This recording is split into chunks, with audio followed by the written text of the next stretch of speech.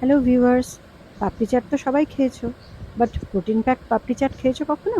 আজকের ভিডিওটা দেখলে বুঝতে পারবে প্রোটিন প্যাক পাপড়ি চাট কী করে বানাবে। আমি এনেছি সব সরঞ্জাম, দেখে নাও কী কী আছে। ভাজা মশলা, বিট নুন, চাট মশলা, লঙ্কা, কাবলি ছোলা, দই, পেঁয়াজ, টমেটো, শসা আর আলু, সঙ্গে পাপড়িগুলো রয়েছে। দইটা বাদ দিয়ে বাকি সব সরঞ্জাম আমি একটু তেঁতুলের কাত আর বাকি মশলাগুলো দিয়ে মেখে নিলাম। সুন্দর করে সব মশলাটা একসাথে মাখিয়ে নাও।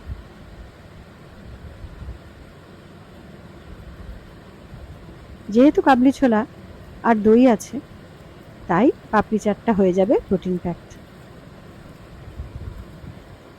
এগুলো হাই প্রোটিন, আর যেহেতু মশলা কম সেহেতু উপকারিতাও বেশি, কষ্টও হবে না। এবার পাপড়িগুলো আমি ওই মাখাটা দিয়ে সাজিয়ে নেব।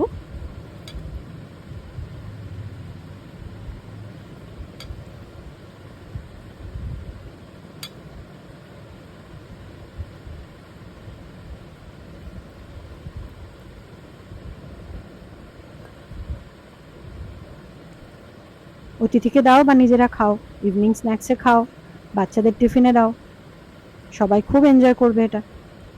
তবে মাখার সাথে সাথে খেয়ে নিলেই ভালো, না হলে দই পড়লে পাপড়িগুলো নরম হয়ে যাবে। এর উপরে দই দিয়ে সাজিয়ে দাও, তার উপরে একটু ভেলপুরি চাটনি ছড়িয়ে দাও।